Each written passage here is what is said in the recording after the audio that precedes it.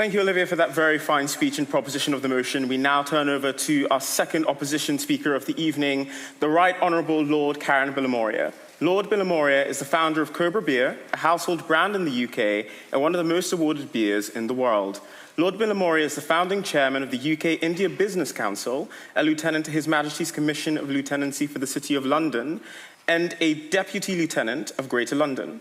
He is one of the first two visiting entrepreneurs of the University of Cambridge and a founding member of the Prime Minister of India's Global Advisory Council. Lord Bilimoria served as Vice President of the Union in Easter of 1988. Karan, you have the ears of the House.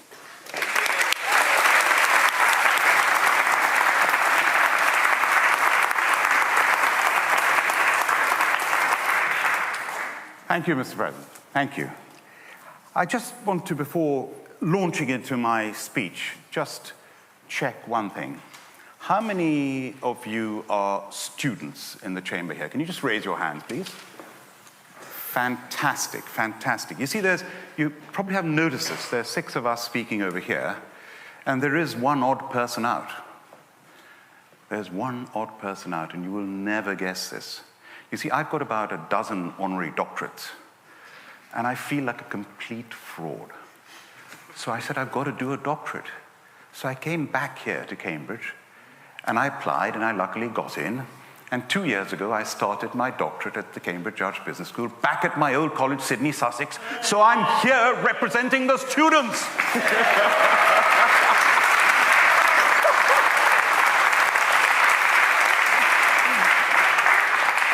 Now, today, I was in London attending the annual conference of my squadron. I serve as an honorary group captain in the Royal Air Force. And 601 Squadron, in fact, today I'm missing the 100th anniversary celebration dinner that is taking place at the RAF Club of my squadron. Now, this squadron was founded 100 years ago in between the 2 wars, and it was nicknamed the Millionaires Squadron. And they were genuinely very wealthy pilots who took to this new thing flying, formed the squadron in the Royal Air Force, and people would make fun of them. They wore red socks, had red linings in their uniform.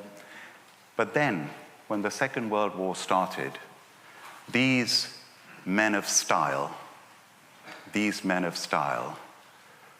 showed their substance. And in the Battle of Britain alone, 16 of them gave their lives.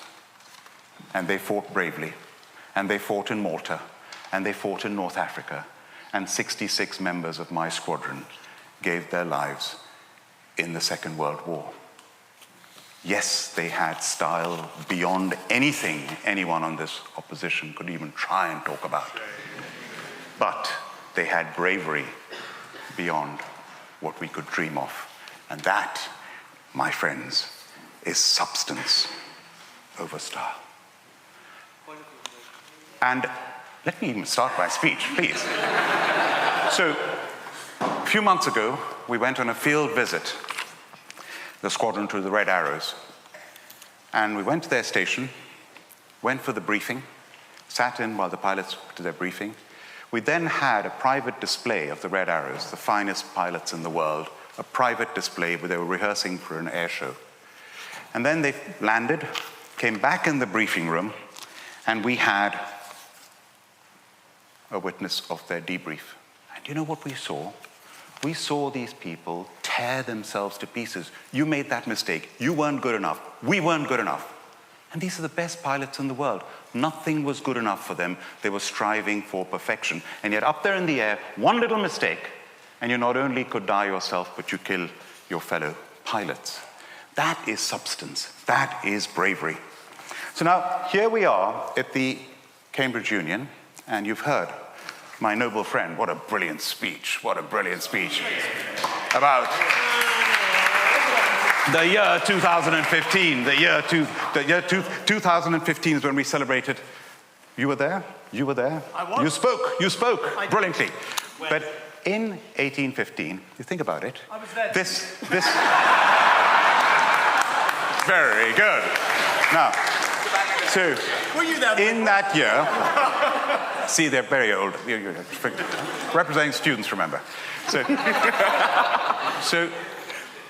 the other place, I'm not talking about the House of Commons, I'm talking about the other place. The other place is older than this place. But this union is older than that other place's union. So let us celebrate our anniversary with pride, 210 years. I come from one of the oldest communities in the world. I'm a Zoroastrian Parsi. Anyone know who Zoroastrian Parsi is? Can you show of hands, please? Yeah? Oh, only a few of you. Have you not heard of Freddie Mercury of Queen? Or the Tatars? Anyway, we're only 100,000 people in the world. And yet this little tiny community I'm so proud of is one of the most successful communities in the world, not just in achievement, not just in business and in politics and the armed forces, but as Mahatma Gandhi said, in numbers beneath contempt, in contribution beyond compare. That is what I'm proud of my little community. It's the substance that I'm proud of. And here we have in the opposition, you were well instructed, sir, to have a go at the opposition. Well, I'm not going to have a go at you. You are, after all, Steele, Christopher Steele. James Bond, James Spreadsheet.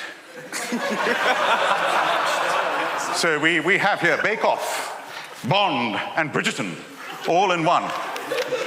Now, talking about style, I go back to when I was here, and I led the Cambridge Union against the Oxford Union in the annual varsity debate. And who was my opponent? Michael Gove, a man of great style. He debated in his kilt. Let's not go there. and just look at, don't ask him the result. Never ask him the result. Yes, never ask him the result of that debate. But here's the difference between Oxford and Cambridge. The sad truth is we have not had a prime minister from Cambridge for a long time. But as our former Vice-Chancellor Boris, not that other Boris from the other place, as our former Vice-Chancellor Boris said, I wouldn't trade one of my Nobel Prizes for 10 of their prime ministers.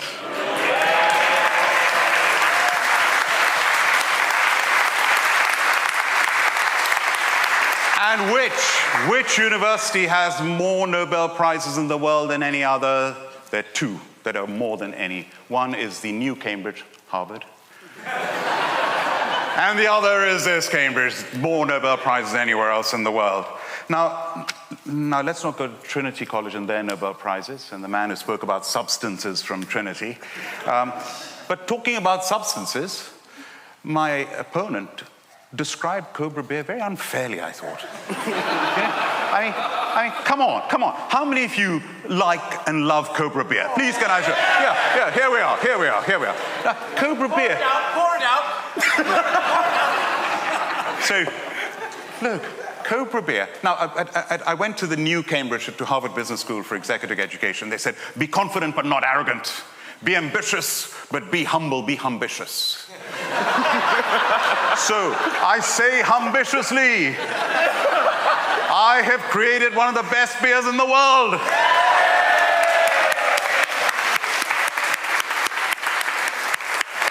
Delicious, small bubbles, less gassy, extra smooth, the most balanced beer in the world. That is the perfect accompaniment to all food. That's what I created, not what you describe, sir. 151 gold medals to prove it. Now, patience, I'll get there. Now, I was privileged to accompany our Prime Minister to India on his trip recently, and we went to Bombay. When I went with Tony Blair 20 years ago, we went on a jumbo jet and we called it Blair Force One. This one, we couldn't call it Starmer One. I mean, well, we could have, I suppose. But it was a very successful trip. But I've been to India 3 times in the last month, and in between I went to the Finance Minister of India's conference, which she holds every year, the Economic Conference, invites Nobel Prizes and economists.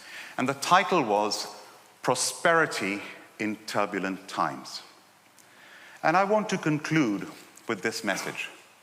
We're not in a great place in this country at the moment. The economy is not doing well. We haven't got growth. We've got high taxes, which, by the way, started with the previous government. Sorry, Michael. Started with the previous government, highest taxes. And then this government's taken it even further. Please, you've had your say, sir. And so we've got a situation where we've got lots of challenges, lots of headwinds, and global uncertainty. But I tell you something, I have full faith in this country. We're the 6th largest economy in the world. We're less than 1% of the world's population. And we have real substance.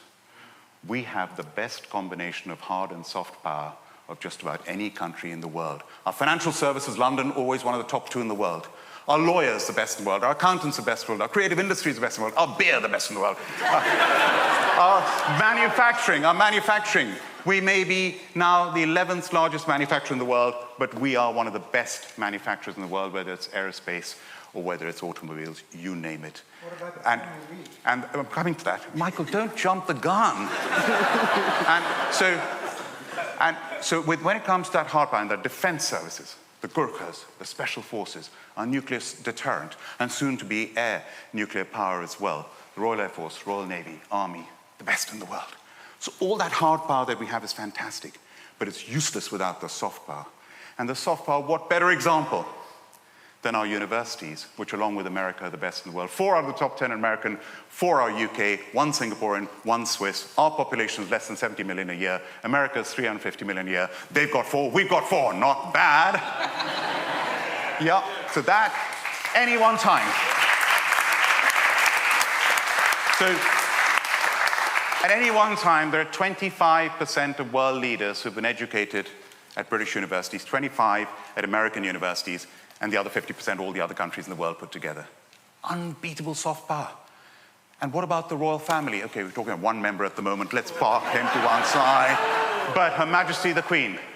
When Her Majesty the Queen passed away 2 years ago, we mourned because we loved that wonderful lady of duty and service to this country. What I didn't realize is how much the whole world admired and respected that amazing lady. And today we have King Charles III.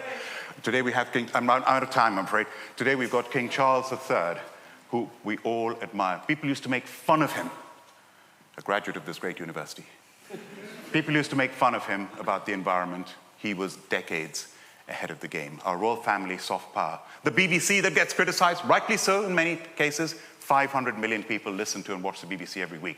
And as for Premier League football, hundreds of millions of followers for the top teams like the one he mentioned, or Chelsea. So, unbeatable hard and soft power, the substance of this great country. And I conclude with this: style without substance is deception, not leadership. And as Lord Howard said, you don't want a doctor or a pilot to be stylish, you want them to know what the hell they're doing. The best communicators use style to elevate substance. No one said, I love Martin Luther King because of his suit. They admire him because I have a dream. Einstein, wild hair, style. But what about the genius and the substance? So style over substance is preference for presentation over content, appearance over meaning, charisma over competence. Whether it's in politics, media, or business, that prioritization has led to empty leadership, failed policy, public disillusionment, and while style can attract attention, only substance can create a lasting impact.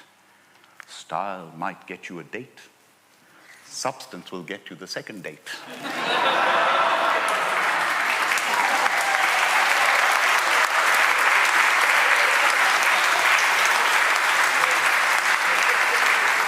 So I implore this great House, on this great occasion, on this historic day, to vote against this dastardly, ridiculous motion.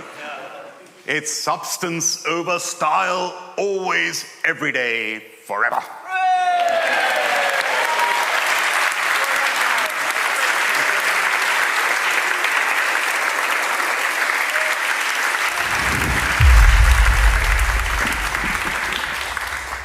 Thank you, Karan, for that very fine speech in opposition of the motion.